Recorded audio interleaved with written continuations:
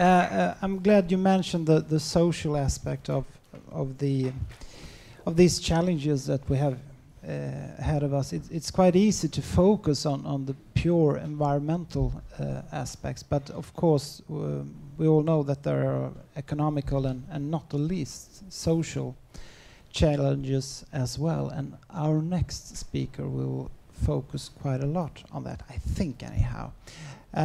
He's the Director of Policy, Economics and Social Science with the WorldFish.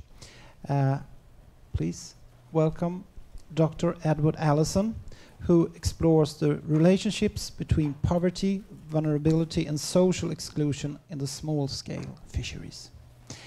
Now, both you and me and all of us have had the pleasure to listen to 5 speakers so far.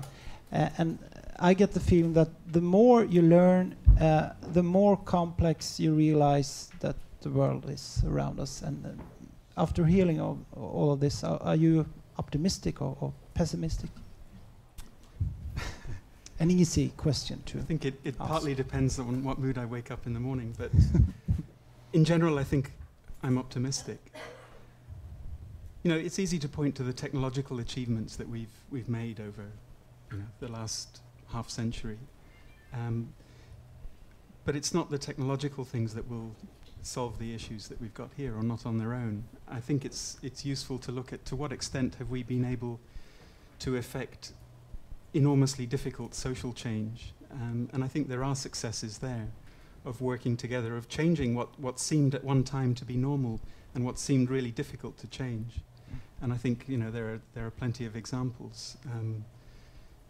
Apartheid in South Africa is something that, you know, I remember from my lifetime growing up in East Africa, of what seemed an intractable problem was dealt with. Yeah.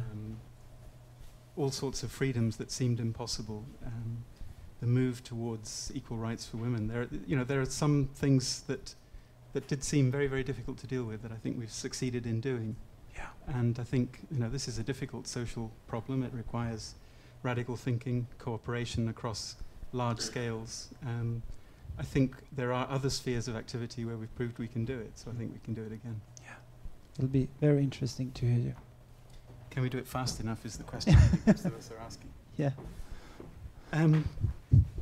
Okay, I work at the WorldFish Centre, and I'm very grateful to be here because we have a number of very valuable partnerships with Swedish public institutions in our work. We have several Sida-funded programs on issues such as HIV and AIDS in fishing communities, on empowering communities to manage aquatic resources more effectively. We have, from the Swedish Board of Fisheries, an intern working with me on human rights issues in fisheries. And we have an excellent scientific cooperation which enriches our intellectual life and keeps us at the cutting edge of thinking through our partnership with Stockholm Resilience Centre and with the University of Stockholm's Systems Ecology Department. So we really value the partnerships that we've got, and I'm grateful to be invited here to take forward another stage of potential work together. I've been working on climate change, or climate variability issues for a long time, and specifically climate change for the last few years. What I want to talk about today, if I can get this to work, okay, is first of all, climate change, the multiple scales at which it operates, and the pathways through which it affects people and development processes. And also the pathways through which you can then adapt to those different ways that climate change affects people's lives. I want to look at the very simple question of who is most vulnerable and where, and ask the question, can we afford to adapt, or can we afford not to adapt in some of these systems? And I'm going to use an example there of the costs of adapting and not adapting to climate change in Vietnam's aquaculture sector. And finally, to ask what new policy and knowledge is needed to guide adaptation. Where does the sort of research and knowledge base, where is it adequate for action? Where does it need further development in order for people to feel confident that investments in adaptation are being well made. And development agencies are often asked to make very difficult decisions between supporting one kind of action versus another. Governments are in the same position. Communities who manage their own funds are in the same position. What advice can the knowledge community, in its broadest sense, give to people who have to make those decisions?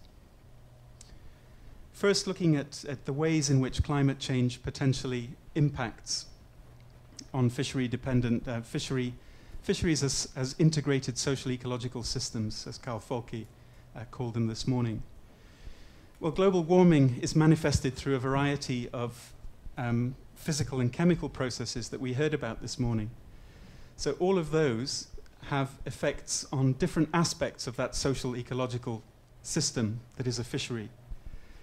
We've tended to concentrate on the effects on production ecology, and a lot of the work that we've heard this morning has been, for example, William Chung's work on species composition, production, yield, distribution of fish.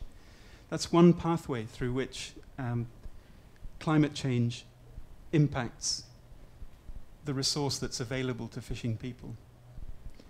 We also heard about acidification and rising temperature affecting coral bleaching and calcification. And we're starting to be able to quantify those impacts as well, and you saw some of that work this morning too. What we haven't really seen yet is some of these other pathways. We saw, Carl also showed a picture of a diseased lobster and linked that potentially to warming.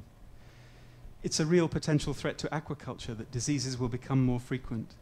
If you eat shellfish, perhaps red tides will become more frequent as temperature rises. And shell fisheries will have to be closed, causing economic losses to those who rely on them.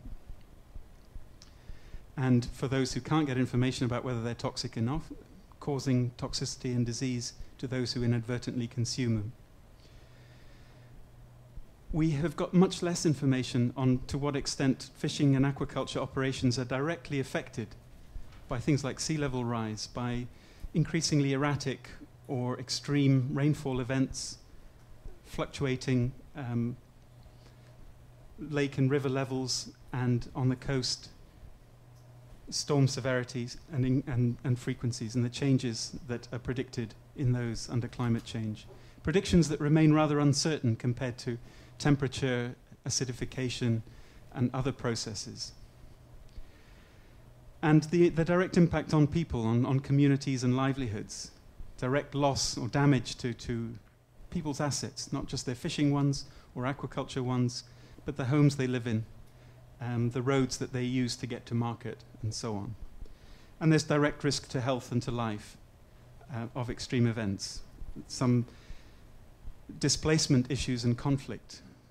In our discussion this morning, we heard that potentially 20 million people in Bangladesh would have to move between now and 2050 if sea level rise acts as predicted. And then there are wider impacts, the way that the direct effects on a sector like fisheries affects others, or the way that adaptations that take place in other sectors can affect the fishery and the coastal economy. For example, adapting to flooding by building a seawall can affect the productivity of coastal wetlands. And Jackie Alder talked about the alternative of using soft engineering approaches like reinforcing mangroves and things. But sometimes there is an immediate need because of land value protection to build walls. So these kinds of trade-offs need to be factored in when thinking about how do you adapt to climate change. And so when we try to estimate, well, who is most vulnerable, we have to have in mind that vulnerability to climate change is generated through all of these multiple pathways. And that's really hard to do with our current science base. Our current science base, as I said, is mainly in that top box. So we step back from some of that detail in trying to understand and answer this question of, well, in which countries is the threat of climate change to fisheries and aquaculture greatest, and in which countries are people least likely to be able to respond without some kind of assistance, financial assistance, either from their own governments or from elsewhere. And we used a vulnerability analysis framework derived from IPCC work, where you look at exposure, the nature and degree to which countries are exposed to predicted climate change using IPCC scenarios. We define sensitivity as the degree to which economies and people are likely to be affected by fishery-related changes. So the amount of dependence of the economy, of people's diets and nutrition on fish, the level of employment, contribution to GDP and exports and so on, all an indicator of dependence or sensitivity of the economy. So a place that's very fishery dependent, if it's hit by climate change in the future, it's going to make economic growth and development, food security more difficult in those places. And so those are the potential impacts, but potential impacts are mediated by the ability to plan for them. The resources that you have, the skills at your disposal, the functional institutions, the competing claims for those resources. If you have to put a major amount of money into basic infrastructure development still, and or to meet basic health and education needs, then you've got less available for adapting to climate change. So taking those kinds of factors into account, we generated vulnerability indices at national level related to fisheries. And what you find is that the countries where it matters most, if fisheries are affected by climate change, are overwhelmingly developing ones, and the least, 2/3 of them are the least developed countries. And many of those are in sub-Saharan Africa. Now that's not necessarily where the world's biggest fish catches are. It's not necessarily where the largest number of fish-dependent people are. But in relative terms, many African countries, fish is a really important contribution to people's diet. And you have large numbers of people employed in small-scale fisheries there. You have small economies, and you have a number of competing pressures for the resources, which are often limited, to deal with, so that they're not necessarily available to invest in climate change adaptation. So this, in a way, is a map of if you had resources to invest in helping to build adaptive capacity to climate change in the fisheries or coastal sector, this is an initial cut at which countries you would prioritize. Taking things down a scale and looking at the same kind of vulnerability analysis, but at national level, we recently worked on a World Bank project to look at the vulnerability of the aquaculture sector of Vietnam to climate change. And by doing a similar analysis to the one I've just shown, we located the Mekong Delta as the sort of most climate vulnerable part of of Vietnam. And this is partly due to its very high dependence on aquaculture and fisheries. It accounts for 80% of Vietnam's total shrimp farming production and 75% of total farmed fish production from this one area in southern Vietnam. And there are two main production systems, pond culture of freshwater catfish in inland provinces, which are the shaded, the hatch-shaded ones, and coastal ones, which are the sort of dark shaded ones. And black tiger shrimp, extensive and semi-intensive production systems.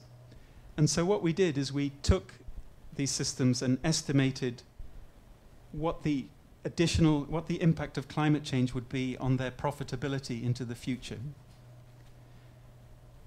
And when you do this analysis, and thinking about with and without climate change, and I haven't got time to go into the details of the method, and this report is still embargoed, it should be released within the next few weeks.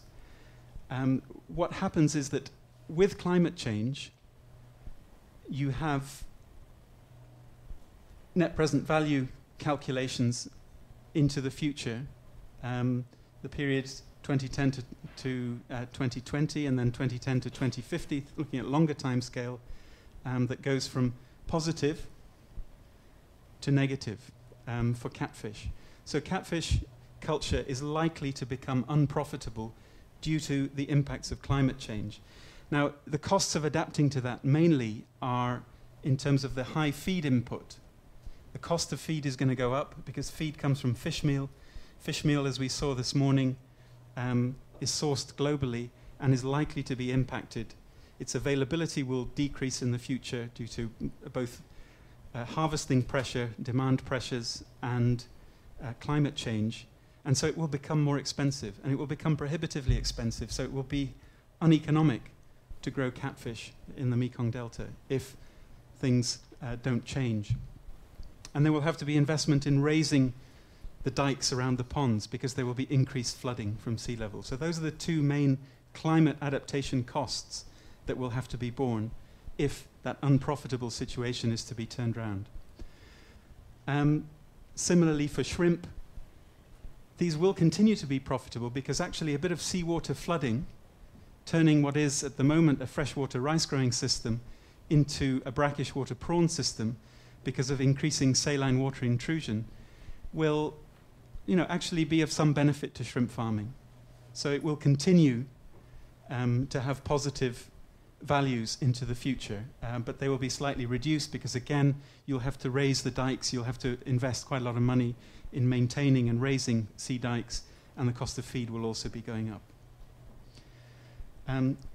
So we were able to do, from that, to calculate what the costs of offsetting these potential losses would be.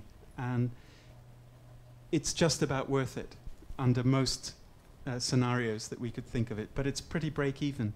So you'd have to think carefully about what the benefits of adapting would be to other sectors, such as maintaining rice growing and other aspects of livelihoods, to decide whether it was profitable or not to spend public funds on adaptation or expect farmers to individually bear the costs of adaptation. Taking things down to an individual level, when we think about vulnerability, we can also think about individual communities and people. And this is an individual testimonial from a fisher in Thailand who says her income has fallen because the sea is too hot and the temperature is killing the fish. It's like boiling water. Now it should be rainy season, but it's unusually hot. Plants in the water can't survive and other creatures have no habitat. She's moved home 11 times because the waves have destroyed the coastline. The storms keep destroying her home, so she has to move.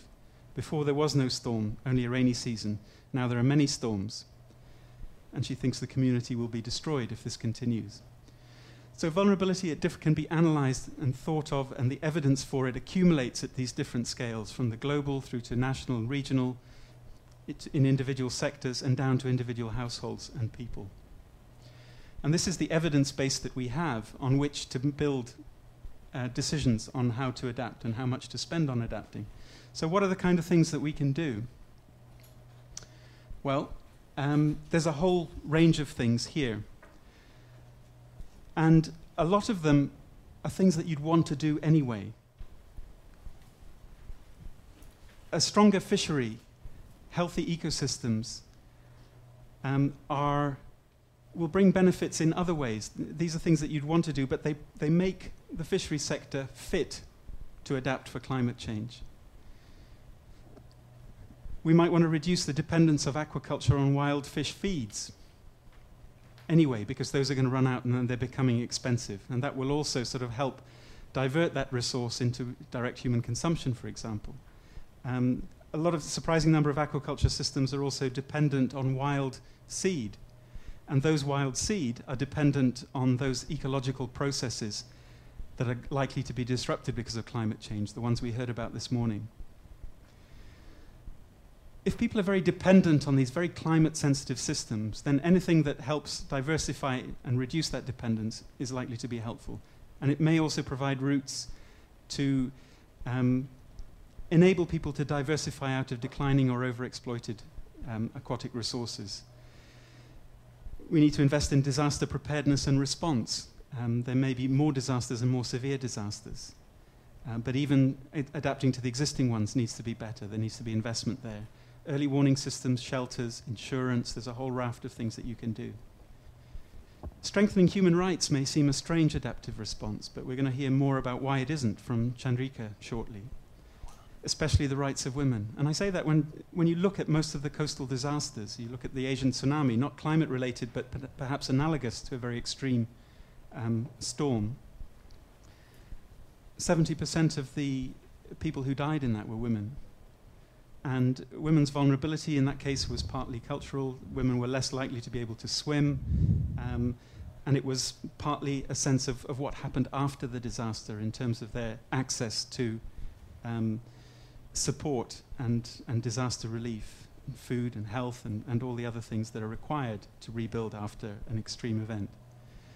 So strengthening people's rights and voice so that they're not forgotten when it comes to the allocation of disaster relief and expenditure on early warning systems and building safe and secure systems is not something to be overlooked. And improving the access of coastal people to social services so that there is better healthcare and better other things that make people's lives more vulnerable generally, better education. This gives people more options when something does go wrong. And it may not be as dramatic as an extreme event. It may be that because of climate change, fisheries decline and people need to go and find something else. If they've got education, if they've got skills, it's easier to find something else.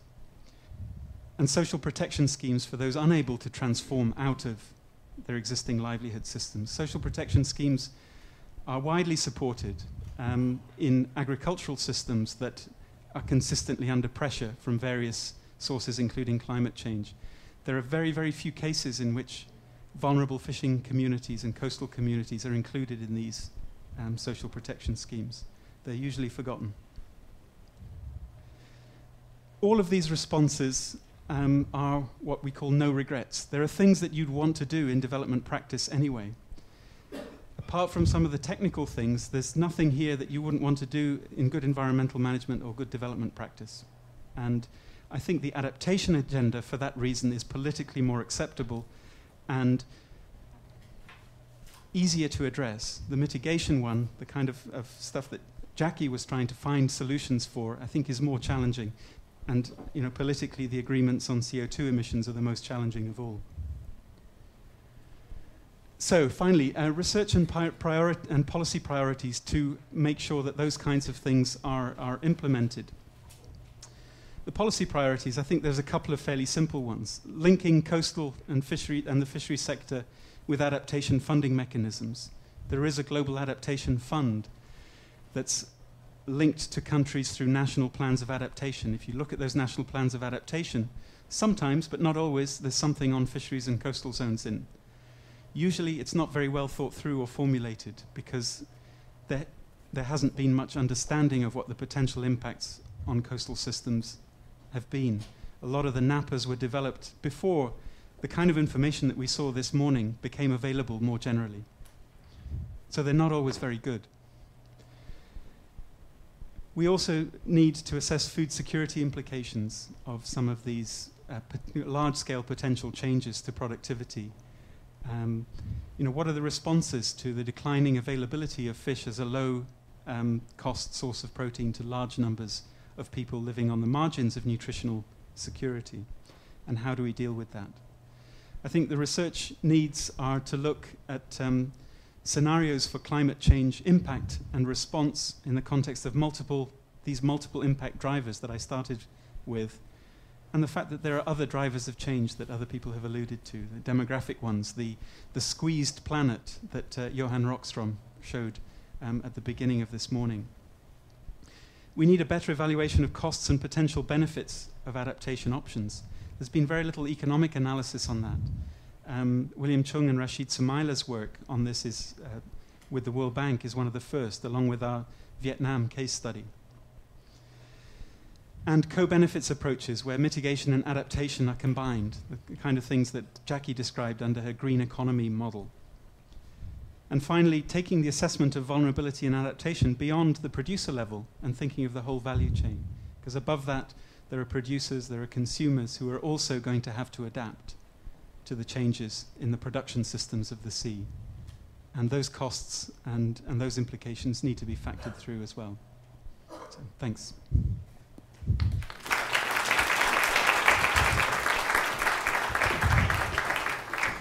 Thank you very much. You mentioned the complexity of all these systems, but of course they get even more complex if you take into consideration the other drivers of change that you briefly mentioned here at the end, like demographic change and markets. Would you consider them to be more or less significant than climate change? I think they vary in different contexts. I think sometimes that some of them are more immediate in some places and easier to persuade people to address. Others are just as difficult, long-term and expensive potentially to address. I think the good news is in that sort of no regrets aspect of many of the responses to climate change is that they also work in terms of responding to some of these other drivers. But there are specific policy measures, for example, to help people to adapt beneficially to take opportunities in globalized markets, for example, or sometimes demographic changes such as urbanization can reduce direct pressures of people who depend on fisheries for a livelihood. So a growing urbanized economy is sometimes good for reducing the number of vulnerable people in a sort of natural resource dependent livelihood on the coast, but it brings new sets of vulnerabilities as well. The best way that we've found to kind of work these things through are through participatory scenario development with policymakers, with political leaders in some of the countries where we've worked, where we've sat down with people and tried to sort of work out what vision, how they see the potential futures of the fishery and coastal sector in their countries in 20, 30, 50 years' time, and what they see as the main drivers of that change, and how those interact, and then how each one can be dealt with. Yeah. All right, thank you very much. You will take part in the panel discussion later as well. Thank you very much.